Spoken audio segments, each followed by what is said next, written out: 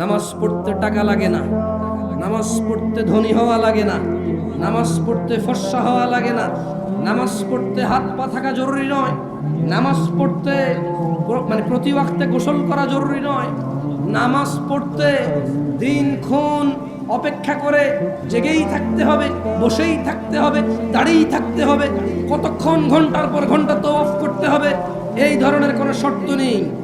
মহিলা পুরুষের আলাদা বিধান নেই, ধনী দরিদ্রের আলাদা বিধান নেই।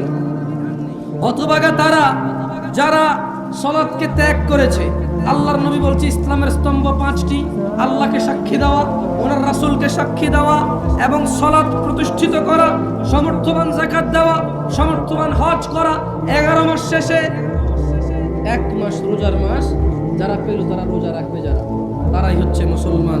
এটা হচ্ছে ইসলামের স্তম্ভ।